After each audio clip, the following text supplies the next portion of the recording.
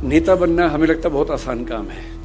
मेरा मानना है कि इस दुनिया का सबसे मुश्किल प्रोफेशन नेतागिरी करना है, सबसे मुश्किल काम है।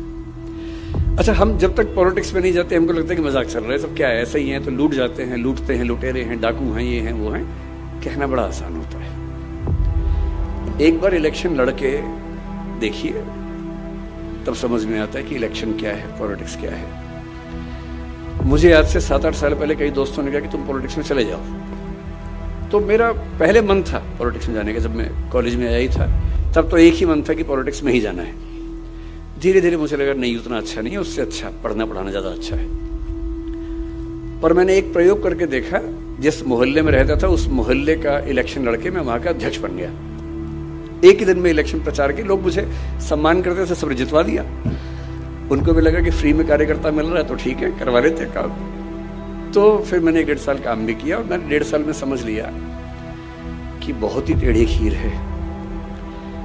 लोगों की वैध अवैध उम्मीदें जो कभी खत्म होती ही नहीं, उन सबको पूरा करने की नैतिक जिम्मेदारी। वेतन आपको मिलना है नहीं वहां से, मतलब जिस पद पर मैं था कम से कम वहां तो वेतन भी नहीं मिलता है। ऊपर से आप कितने भी ईमानदार हो, कीचड़ उछलना ही उछलना है।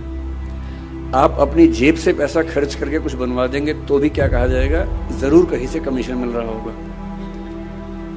इतनी गालियां, इतनी आलोचनाएं।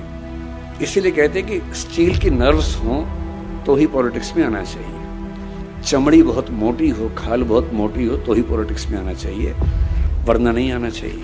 बहुत मुश्किल होता है।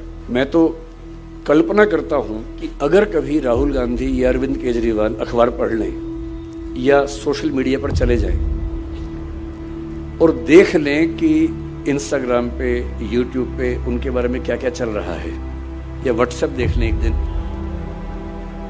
मतलब किसी बीजेपी वाले का व्हाट्सएप किसी दिन राहुल गांधी के हाथ में पड़ जाए एक दिन के लिए, और उसमें देखे कि उनको कहां कहां से क्लिप काट काट के कैसे जोकर साबित किया हुआ है, कितना सदमा होता होगा।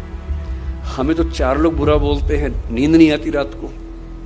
आपको पता लगे कि 150 करोड़ की आबादी में से आधी आपके बारे में ऐसा बोल रही है, तो उसके बाद कहां सो पाएंगे, क्या नींद आएगी आपको? बहुत मुश्किल है। इसलिए मेरे मन में तो नेताओं को लेकर अगाध श्रद्धा है, अगाध सम्मान है कि जितना ये झेलते हैं उतना दुनिया में कोई नहीं झेलता है। पूरी दुनिया जो आती है मजाक बना के चली जाती है, जिसका मन करता है वीडियो बना देता है इनके बारे में। मतलब पब्लिक प्रॉपर्टी है कि जो आएगा थूक देगा, जो आएगा एक लगा के चला जाएगा। इतना झेलना कोई मजाक थोड़ा ना होता है। इसके लिए चाहिए कि ऐसा व्यक्तित्व कि आप अपनी भावनाओं पर इतना कंट्रोल करना जानते हो कि आपको क्लियर रहे कि मुझे इन भावनाओं में बहना नहीं है, बल्कि अपना उद्देश्य ध्यान रखना है। ये सब तो लगा रहेगा। और जब आप लोक जीवन में है तो निंदाएं तो होती हैं, आलोचनाएं होती हैं, झेलनी पड़ेंगी, आदत डालनी पड़ेगी। और या फिर हम तुलसीदास जी की तरह इस बात पर सीधे आ जाएं, हानि लाभ जीवन मरण जस अपजस विधि हाथ, कि हानि होगी या लाभ होगा, जिएंगे या मरेंगे, यश होगा या अपयश होगा, ये नियति के हाथ में है, मेरे हाथ में नहीं है। तो अपयश हो रहा है तो हो रहा है, कभी यश भी हो जाएगा, ऐसा क्या है। और ये कहना बड़ा आसान है, इसको जीना बहुत मुश्किल है। कहना तो बहुत आसान है, मैंने कहा, आपने सुना, तालियां बज गई, मजा आ गया। पर जब अपयश होता है ना, तब ये याद नहीं आता है। उस समय तो दिल की धड़कनें बढ़ जाती हैं, बीपी बढ़ने लगता है, बेचैनी होती है, एंग्जाइटी होती है, नींद नहीं आती है, और पता नहीं क्या क्या होता है।